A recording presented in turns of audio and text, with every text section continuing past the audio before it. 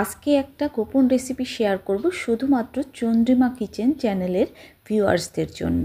আর এই রেসিপিটা যদি আপনি একবার শিখে যান তাহলে সন্দেশ বানানোর মাস্টার হয়ে যাবেন। মিষ্টির দোকানে কিভাবে মাখা সন্দেশ তৈরি করা হয় আজকে সেটাই শেয়ার করব। আর এই সন্দেশ নিয়ে অনেকেরই প্রশ্ন থাকে, সন্দেশ করার সময় দানাটা শক্ত হয়ে যায়। আজকে সকল প্রশ্নের উত্তর এই ভিডিওতে থাকবে। এবার প্রথমেই আমি ছানাটা কেটে নেব। এজন্য 5 টেবিল চামচ জল নিয়ে নিচ্ছি। আর 5 টেবিল চামচ জলের জন্য 5 টেবিল চামচ ভিনেগার নিয়ে নিচ্ছি, মানে সমপরিমাণ ভিনেগারের সাথে সমপরিমাণ জল দিতে হবে। আরও একটা মিশ্রণ আমি বানিয়ে নিচ্ছি, এজন্য দিয়ে দিচ্ছি 2 টেবিল চামচ ময়দা।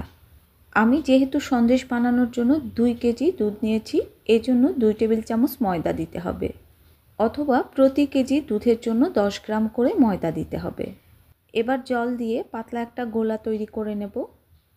একটা কথা মনে রাখবেন, ছানা ভালো না হলে কিন্তু আপনার সন্দেশ ভালো হবে না।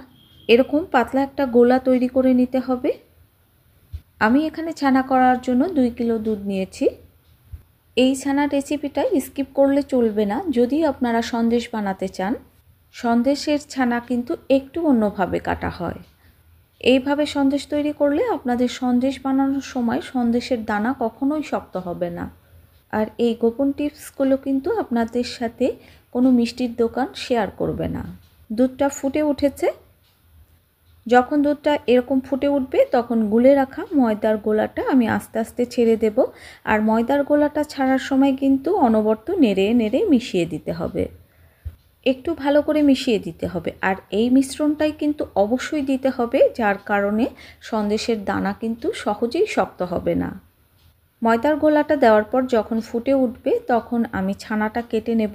আর এই ছানাটা কাটার জন্য কিন্তু আমি গ্যাস বন্ধ করব না। এবার দুধের মধ্যে ভিনেগারটা আমি দিয়ে দিচ্ছি। গ্যাসের আঁচটা কিন্তু একদম লো হিটে আছে, আর লো হিটেই এই ছানাটা কেটে নিতে হবে।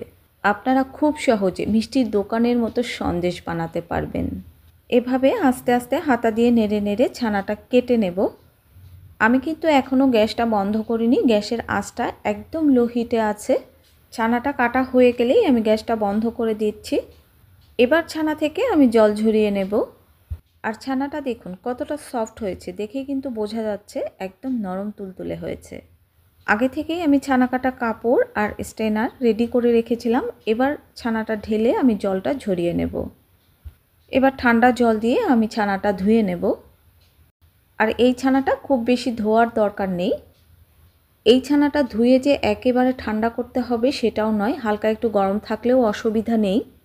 এই ছানা মিষ্টি তৈরি করার জন্য 4 থেকে 5 ঘন্টা রাখতে হয় না, সাথে সাথেই সন্দেশ তৈরি করতে পারবেন। এই ছানা থেকে সম্পূর্ণ জল কিন্তু আমি ঝরাবো না, ছানার মধ্যে কিন্তু একটু জল জল থাকবে। এভাবে রেখে দেব মিনিট 10। মিনিট 10 পরে কিন্তু আমি এই ছানা দিয়ে সন্দেশ করব। তার মধ্যে যতটুকু জল ঝরে যায় যাবে, আর যতটুকু জল থাকে সেটাও থেকে যাবে, এতে কোনো সমস্যা নেই।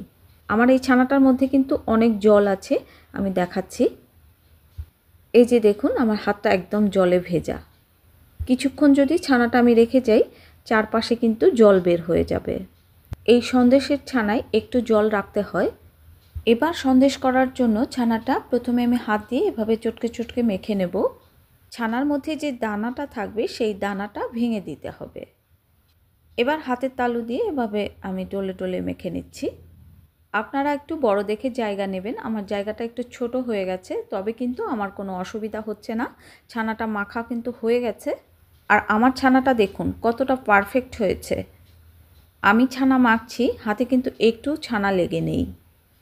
এবার ছানাটাকে আমি 2 ভাগ করে নেব। আমার রেসিপিটা যদি আপনাদের ভালো লাগে অবশ্যই লাইক, কমেন্ট, ফ্রেন্ডস অ্যান্ড ফ্যামিলির সাথে শেয়ার করবেন। আর খুব বেশি ভালো লাগলে অবশ্যই চ্যানেলটা সাবস্ক্রাইব করবেন। আর দেখুন আমার হাতটা কিন্তু ক্লিন, একটু ছানা লেগে নেই। এবার সন্দেশ করার জন্য মোটা একটা বড় ধরনের কড়াই নিয়েছি, আর দিয়ে দিচ্ছি 3 টেবিল চামচ চিনি। এবার 1 ভাগ ছানা আমি দিয়ে দিচ্ছি, আর 1 ভাগ ছানা আমি রেখে দিচ্ছি, এটা পরে দেব। আর এটা হচ্ছে তারু। সন্দেশ বানানোর জন্য এই তারু আপনার খুব প্রয়োজন। তারুর কাজ হলো ছানাটাকে মসৃণ করা। যদি আপনাদের কাছে তারু না থাকে তাহলে হাতার পেছন দিয়ে এভাবে ঘষে ঘষে সন্দেশটা করে নিতে হবে। একটা সময় দেখবেন নাড়তে নাড়তে ছানাটা নরম হয়ে গেছে। আর দেখুন ছানাটা কিন্তু অনেকটা নরম হয়েছে। এই সময় কিন্তু নাড়া থামানো যাবে না। আপনারা যদি নাড়া থামান তাহলে কিন্তু ছানাটা দানা কেটে যাবে, মানে দানাটা কিন্তু শক্ত শক্ত হয়ে যাবে। প্রথমে আমি 1 মিনিটের মতো হাই হিটে কুক করেছি, তারপরে কিন্তু লো হিটে কুক করে নিচ্ছি। ছানাটা অনবরত নেড়ে নেড়ে আমি 6 মিনিটের মতো কুক করে নেব। 6 মিনিট পরে আমি বাকি ছানাটা দিয়ে দেব। আমি কখন ছানাটা দেব আপনাদের বলে দেব। ছানার মধ্যে থেকে যখন অনেকটা জল শুকিয়ে যাবে তখন আমি বাকি ছানাটা দিয়ে দেব। ছানা থেকে কিন্তু অনেকটা জল শুকিয়ে গেছে, এবার বাকি ছানাটা আমি দিয়ে দিচ্ছি। বাকি ছানাটা দিয়েও আমি একইভাবে নেড়ে নেড়ে সন্দেশটা তৈরি করে নেব। আপনারা যদি সন্দেশ বানানো শিখতে চান, ভিডিও টেনে দেখলে কিন্তু কখনোই আপনারা সন্দেশ বানাতে পারবেন না। এবার খুন্তি দিয়ে মাঝে মাঝে আমি চারপাশ থেকে ছানাটা এক জায়গায় করে নিচ্ছি। আপনারা হয়তো মনে করতে পারেন নাড়লেই সন্দেশ তৈরি হয়ে যাবে। কখনোই না, সন্দেশ বানানো এতটা সহজ নয় যতটা সহজ আপনারা দেখতে পাচ্ছেন। যদি একবার সন্দেশ বানানো শিখে যান তখন মনে হবে সন্দেশ বানানো খুব সোজা। এবার দিয়ে দিচ্ছি গুঁড়ো দুধ 4 টেবিল চামচ। আর এই গুঁড়ো দুধ দেওয়ার পর সন্দেশের স্বাদটা কিন্তু অনেক গুণ বাড়িয়ে দেবে। এই গুঁড়ো দুধটা কিন্তু আগে মেশাবেন না। যখন সন্দেশটা 80% কুক হবে তারপরে কিন্তু গুঁড়ো দুধ আর নলেন গুড়টা মেশাতে হবে। আমার সন্দেশটা কিন্তু 80% কুক হয়ে গেছে। এবার দিয়ে দিচ্ছি নলেন গুড়। কেউ কেউ নলেন গুড় বলেন, কেউ কেউ নলেন গুড় বলেন, কেউ কেউ আবার ঝোলা গুড় বলেন। বাংলাদেশের বেশিরভাগ মানুষ কিন্তু এই গুড়টাকে ঝোলা গুড় বলে। আর সন্দেশটা প্রথম থেকে শুরু পর্যন্ত এভাবে কিন্তু নেড়েই যেতে হবে, নাড়া কিন্তু থামানো যাবে না। এখানে নলেন গুড় 250 থেকে 300 গ্রামের মতো লেগেছে। আসলে আমি মেপে দেইনি। গুড়ের মিষ্টিটা এক এক জায়গায় এক এক রকম হয়, তাই আপনারা যখন সন্দেশটা তৈরি করবেন মিষ্টিটা আপনারা আপনাদের স্বাদ মতো দেবেন। আপনারা কখনোই একটা ভুল করবেন না, নলেন গুড় শুরুতেই কিন্তু দেবেন না। সন্দেশ যখন 80% কুক হবে তখন নলেন গুড়টা দেবেন, তাহলে সন্দেশের আসল স্বাদ পাবেন। আমার সন্দেশটা কিন্তু তৈরি হয়ে গেছে। এবার আমি গ্যাস ওভেন কিন্তু এই পর্যায়ে বন্ধ করে দিয়েছি। বন্ধ করার পরেও কিন্তু এই সন্দেশটা নেড়ে যেতে হবে। এই সময় যদি আপনারা নাড়াটা বন্ধ করে দেন তাহলে সন্দেশের দানাটা কিন্তু শক্ত হয়ে যাবে। আর মাখা সন্দেশের বৈশিষ্ট্য হলো মাখা সন্দেশ কিন্তু একটু দানা দানা থাকে। আর এই সন্দেশটা খাওয়ার পর আমার বর বলেছে দোকানের থেকে অনেক ভালো হয়েছে। গ্যাসটা বন্ধ করার পর আমি সন্দেশটা প্রায় 2 থেকে 3 মিনিট কিন্তু নেড়ে নিয়েছি। নাড়তে নাড়তে ঠিক এরকম ঘনত্ব হবে তখন আমি একটা পাত্রে ঢেলে দেব। আর মাখা সন্দেশের ঘনত্ব কিন্তু এরকম হয়। আর গরম গরম এই মাখা সন্দেশ খেতে ভীষণ টেস্টি। আর এই গরম গরম মাখা সন্দেশের স্বাদ কিন্তু আপনারা দোকান থেকে পাবেন না, এই জন্য আপনাদের বাড়িতেই করতে হবে। আমি সন্দেশটা কেক টিনের মধ্যে ঢেলে সেট করে নিচ্ছি। আপনারা যে কোনো পাত্রে ঢেলে নিতে পারেন।